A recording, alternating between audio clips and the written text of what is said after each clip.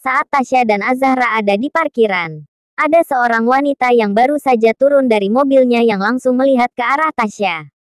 Oh, rupanya dia sudah berani menampakkan dirinya lagi. Dan sepertinya sebentar lagi dia akan melahirkan. Itu bagus.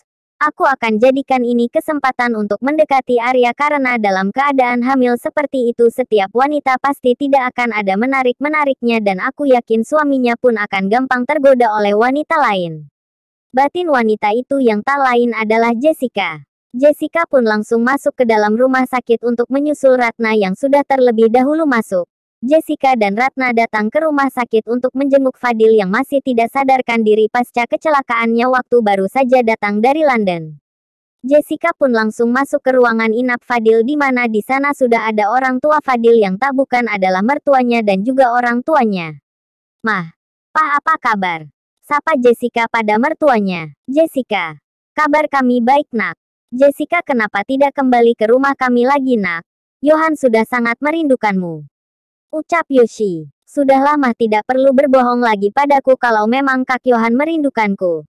Pasti dia datang menjemputku kan. Tapi nyatanya apa dia sama sekali tidak datang padaku dan itu sudah membuktikan kalau Kak Johan memang tidak pernah merindukanku sama sekali. Jawab Jessica. Aku tahu mah kalau Kak Johan itu masih mencintai Kak Tasya. Aku rela melepaskan Kak Johan bersama Kak Tasya kalau memang itu bisa membuat Kak Johan bahagia. Aku akan berusaha untuk ikhlas mah. Ucap Jessica dengan wajah yang dibuatnya sesedih mungkin. Dan dengan begitu Arya akan menjadi milikku karena semuanya akan menjadi lebih mudah kalau sampai aku dan Kak Johan cerai dan Kak Johan kembali mengejar Tasya. Batin Jessica. Tidak Jessica tidak. Kamu jangan berbicara seperti itu nak. Johan itu hanya mencintai kamu dan bukan Tasya wanita sialan itu. Ucap Yoshi. Sudahlah mah. Mama tidak usah memaksakan kehendak Mama pada Kak Johan. Aku tidak pernah mempermasalah kalau memang Kak Johan ingin menceraikan aku. Sambung Jessica. Sudah kamu tenang saja semua itu tidak akan pernah terjadi jadi kamu tidak perlu khawatir Jessica. Ucap Adit. Jessica tolong kamu di sini dulu jaga Fadil sebentar saja. Karena ada yang mau kami bicarakan. Ucap Ardi dan Jessica pun hanya mengangguk. Setelah semua orang pergi meninggalkan Jessica di ruangan Fadil, Jessica pun bangkit dari duduknya dan berjalan mendekat pada Fadil yang masih berbaring di tempat tidurnya. Hai Fadil, mau sampai kapan kamu harus terus berbaring di rumah sakit ini? Sudah 6 bulan kamu ada di sini Fadil. Kamu tahu aku tadi bertemu dengan siapa? Ucap Jessica di telinga Fadil. Aku bertemu dengan Tasya. Sekarang Tasya sudah hamil besar Fadil dan sebentar lagi kamu akan benar-benar gagal untuk mendapatkan Tasya kalau sampai kamu terlambat sedikit saja. Sambung Jessica. Tanpa Jessica sadari kalau Fadil merespon setiap perkataan yang diucapkannya dengan menggerakkan jari jemarinya. Satu lagi yang perlu kamu ketahui Fadil. Kakak kamu Johan itu ingin menceraikan aku dan dia ingin merebut Tasya dari tangan Arya. Ucap Jessica. Jessica pun kembali lagi menuju sofa. Tidak. Aku tidak akan membiarkan itu terjadi. Jessica yang mendengar suara itu pun langsung berbalik untuk melihat siapakah pemilik suara itu. Mata Jessica terbelalak saat melihat Fadil sudah membuka matanya setelah sekian lama dia hanya berbaring koma karena kecelakaan saat di bandara. Fadil, kamu sadar? Ucap Jessica yang kemudian langsung memanggil orang tuanya dan juga mertuanya. Tidak lupa Jessica pun memanggil dokter. Semuanya kini tengah menunggu dokter yang sedang memeriksa keadaan Fadil. Semuanya terlihat senang saat mengetahui bahwa Fadil sudah sadarkan diri. Jessica, apa yang terjadi? Kenapa tiba-tiba Fadil bisa sadarkan diri setelah sekian lama dia terbaring koma? Tanya Yoshi pada Jessica. Aku tidak tahu mah. Aku hanya menceritakan tentang kehamilan Tasya yang semakin membesar. Jawab Jessica. Sebegitu dalamkah kamu mencintai Tasya Fadil? Maafkan papa, seharusnya dulu kamu yang papa jodohkan dengan Tasya dan bukan Johan. Ucap Adit yang merasa bersalah pada Fadil. Setelah cukup lama dokter memeriksa Fadil. Akhirnya dokter pun keluar dari ruangan Fadil. Dok, bagaimana dengan keadaan anak saya dok? Tanya Adit pada sang dokter. Keadaan anak bapak baik-baik saja. Dan kondisinya mulai stabil. Mungkin dalam waktu 1 bulan anak bapak akan bisa pulang ke rumah. Jawab dokter yang tersenyum. Jadi anak saya sembuh dokter? Tanya Yoshi dengan senyum yang mengembang. Benar, anak ibu sembuh, hanya tinggal pemulihannya saja. Oh iya, apa di sini ada yang bernama Tasya? Karena sejak tadi saya mendengar kalau Tuan Fadil terus memanggil nama Tasya. Ya walaupun samar tapi saya mendengarnya dengan jelas.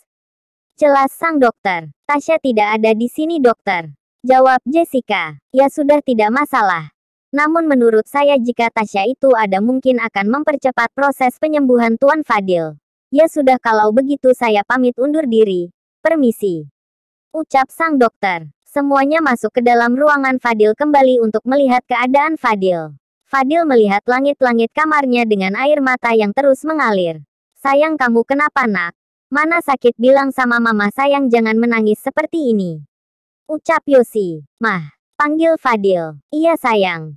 Ada apa? Ucap Yosi. Tasya mana mah? Tanya Fadil. Tasya tidak ada sayang. Jawab Yosi. Kenapa Tasya tidak datang menjengukku? Padahal aku seperti ini karena dia. Ucap Fadil. Semua orang tidak dapat berkata apa-apa karena mereka tahu mengapa Fadil bisa kecelakaan di bandara. Johan menceraikan semua tentang kecelakaan itu. Di mana Fadil berjalan sembarangan di depan mobil yang sedang melaju sehingga Fadil pun akhirnya tertabrak dan Fadil pun koma selama 6 bulan lamanya. Sedangkan kini selesai rapat Arya langsung pergi ke ruangannya. Saat Arya memasuki ruangannya Arya melihat Vian yang sudah duduk di sofa sambil memainkan handphonenya. Vi kamu sudah kembali? Tanya Arya. Ar. Iya nih aku baru saja nyampe. Jawab Vian yang langsung berjabat tangan dengan Arya. Gimana kabar di sana? Tanya Arya kembali. Baik. Semuanya berjalan lancar karena itu aku udah bisa balik lagi ke sini. Dan besok aku udah mulai kerja lagi di sini. Jawab Vian. Oh ya gimana kamu dan Tasya? Tanya Vian pada Arya. Kabar aku baik. Tasya juga baik dan sekarang dia lagi ke rumah sakit untuk pemeriksaan kandungan. Ucap Arya. Tidak menyangka ya kalau sebentar lagi kamu akan menjadi seorang ayah. Ucap Vian. Oh ya selama kamu di Indonesia apa tidak mendapat gangguan dari Fadil atau yang lainnya? Sambung Vian. Selama ini sih tidak. Dan aku juga mendengar kalau Fadil mengalami kecelakaan dan dia koma di rumah sakit selama 6 bulan terakhir ini. Dan sekarang aku tidak tahu kalau dia sudah sadar atau belum. Jelas Arya. Ya mungkin itu karma yang harus dia terima. Ucap Vian. Lalu bagaimana denganmu? Apa kamu sudah mendapatkan pengganti Cecilia? Tanya Arya. Kenapa tiba-tiba bertanya seperti itu? Jawab Vian dengan bertanya kembali pada Arya. Arya pun hanya menggelengkan kepalanya melihat gelagat dari Vian. Bukannya tidak tahu hanya saja Arya ingin mendengarnya langsung dari Vian sendiri kalau Vian sudah mulai membuka hati untuk wanita lain. Saat pulang dari kantor Vian ikut bersama Arya pulang ke kediamannya untuk menengok Tasya. Saat Vian dan Arya akan keluar dari kantor mereka berpapasan dengan Cecilia. Namun Arya dan Vian lewat begitu saja tanpa menyapa Cecilia. Kalau Arya mungkin itu adalah hal yang biasa karena memang sifat Arya yang cuek. Tapi Vian sosok yang selama ini selalu memperdulikan Cecilia kini seakan-akan tidak memperdulikannya lagi. Wah ternyata kamu sudah benar-benar melupakannya ya Vian. Ucap Arya. Maksud kamu apa? Melupakan siapa? Tanya Vian yang tidak mengerti apa yang Arya maksud. Cecilia. Memangnya siapa lagi? Jawab Arya. Ucap Vian yang sama sekali tidak mengerti apa yang Arya maksud. Tadi kita akan berpapasan dengan Cecilia tapi kamu tidak menyapanya sama sekali. Tersenyum pun tidak. Sedangkan dulu. Jangankan berpapasan kamu sudah melihatnya dari jarak jauh pun sudah teriak memanggilnya. Jelas Arya. Apa berpapasan? Tadi kita berpapasan dengan Cecilia. Tanya Vian kembali dan Arya pun hanya mengangguk. Kok aku gak tahu ya? Bahkan aku tidak merasa melihat dia. Ucap Vian. Sedangkan Arya hanya menggelengkan kepalanya. Ya mungkin ini memang karena Vian sudah menempatkan wanita lain di hatinya dan sudah bisa melupakan perasaannya pada Cecilia jadi Vian tidak terlalu peka terhadap apapun yang bersangkutan pada Cecilia. Ter. Halo mah. Ucap Arya yang mengangkat telepon dari Azahra. Baiklah aku akan ke sana sekarang. Ucap Arya yang langsung memutuskan sambungan telepon dengan Azahra. Ada apa? Tanya Vian. Tasya sekarang ada di rumah mama. Jadi kita ke sana sekarang. Ucap Arya. Arya dan Vian pun akhirnya langsung menuju ke kediaman Azahra. Sedangkan kini setelah Azahra menelpon Arya, Azahra kedatangan tamu yang tidak diharapkan. Dan akhirnya mau tidak mau Azahra pun harus menyambutnya karena Azahra masih punya rasa tanggung jawab. Azahra pun langsung menuju ruang tamu di mana tamu yang tidak lain adalah Ratna yang sudah menunggu di ruang tamu bersama dengan Jessica. Wah, rumah ini mewah sekali ya, Jess. Ucap Ratna yang sedari tadi melihat-lihat rumah Azahra. Iya mah, ini mewah banget, pasti mereka benar-benar orang kaya. Oh iya mah, tadi siapa namanya? Ucap Jessica. Namanya Putri Azizkia Azahra. Ucap Ratna yang melihat kartu nama yang diberikan Azahra di rumah sakit tadi. Sepertinya aku pernah mendengar nama itu. Oh iya, dia itu pengusaha yang sangat sukses mah. Bukan hanya dia saja, suami dan anaknya pun sama-sama seorang pengusaha yang benar-benar sukses. Dan itu pun bukan cuma di negara ini tapi hampir di dunia mah. Ucap Jessica. Wah, hebat sekali. Jawab Ratna. Tapi seingatku Arya pun memiliki nama yang sama dengan Nyonya Azahra deh mah. Ucap Jessica. Ya memang Arya itu orang kaya. Tapi apa iya dia itu sekaya ini? Ucap Ratna. Iya mah. Aku yakin itu. Saut Jessica. Tak lama Azahra pun sudah duduk di hadapan Ratna dan Jessica dengan begitu anggunnya. Azahra memang wanita yang barbar sejak Azahra remaja, namun semenjak Azahra memiliki Arya, sifat barbarnya hilang dengan sendirinya walau terkadang sewaktu-waktu akan kembali. Jadi ada perlu apa? Tanya Azahra to the point. Ini saya hanya ingin memberikan hasil pemeriksaan dokter. Ucap Ratna yang menyerahkan selembar kertas. Azahra mengambil dan membacanya. Sebenarnya Azahra tahu kalau itu adalah palsu, namun karena Azahra malas berurusan dengan orang seperti Ratna. Akhirnya Azahra pun lebih memilih memberikan apa yang Ratna mau. Azahra pun hanya menganggap sebagai sumbangan kepada orang yang membutuhkan. Baiklah. Saya akan memberikan uang 5 juta. Bagaimana, cukup bukan? Tanya Azahra. Ya baiklah, tidak masalah. Setidaknya Anda benar-benar punya rasa tanggung jawab. Ucap Ratna. Tanpa basa-basi lagi Azahra pun langsung memberikan uang pada Ratna. Sedangkan Ratna dan Jessica merasa senang karena mereka tidak menyangka dengan begitu mudahnya mereka mendapatkan uang dari Azahra. Mama, panggil seorang wanita yang berjalan ke arah ruang tamu yang akhirnya membuat semua orang yang ada di ruang tamu itu menengok ke arah wanita itu yang kini tengah hamil besar. Tasya, panggil Ratna dan Jessica bersamaan. Jessica pun menengok dan melihat Azahra dan mengingat-ingat. Dan saat Jessica ingat kalau Azahra adalah orang yang Jessica lihat di rumah sakit bersama dengan Tasya. Sial, kenapa aku baru ingat kalau Nyonya Azahra itu adalah orang yang aku lihat bersama Tasya saat di rumah sakit. Batin Jessica, aku tidak menyangka anak ini benar-benar sangat beruntung sekali. Ternyata dia mendapat suami yang memiliki keluarga yang tidak akan pernah kekurangan apapun sampai lebih dari 7 turunan sekalipun. Baguslah, setidaknya aku tidak perlu memikirkan dia lagi. Ya walau bagaimanapun tetap saja dia anak yang lahir dari rahimku sendiri. Batin Ratna. Tasya melihat ke arah Ratna dan Jessica secara bergantian. Tasya pun berjalan mendekat pada Azahra yang masih duduk di sofa dan tidak memperdulikan Ratna dan Jessica. Mah, apa Mama tadi sudah memberi tahu Arya kalau aku ada di sini? Tanya Azahra. Iya, Mama sudah memberi tahu Arya. Dan mungkin sebentar lagi dia akan segera sampai. Ucap Azahra yang membelai rambut Tasya yang kini sudah duduk di sampingnya.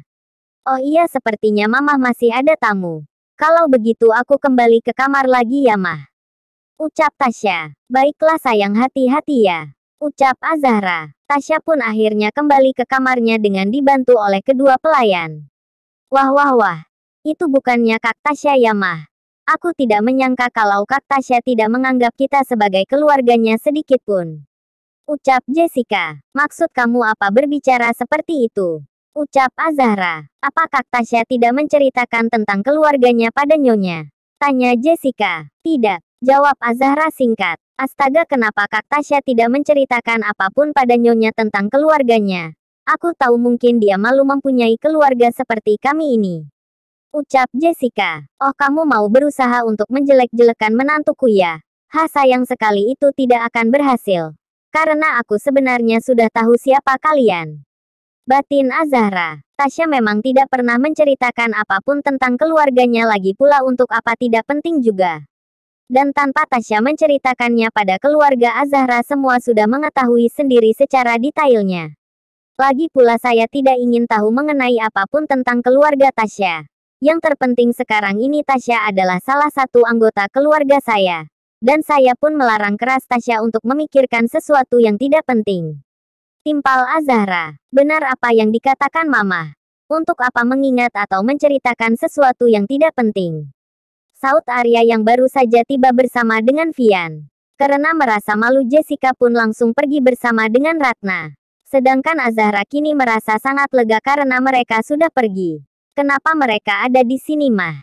Tanya Arya yang berjalan mendekat pada Azahra. Tadi di rumah sakit Mama tidak sengaja menabrak wanita tua itu yang akhirnya membuat masalah dengannya. Jelas Azahra. Mama tahu bukan mereka itu siapa? Tanya Arya kembali. Tentu saja Mama tahu. Tapi Mama pura-pura tidak tahu saja. Jawab Azahra. Sudah sana pergi ke kamarmu Tasya sudah menunggu sedarai tadi. Sambung Azahra. Iya mah. Ucap Arya yang langsung pergi menuju kamarnya. Sedangkan Vian kini tengah berbincang dengan Azahra. Vian menceritakan semua yang dia lakukan selama di London bersama adiknya Ian.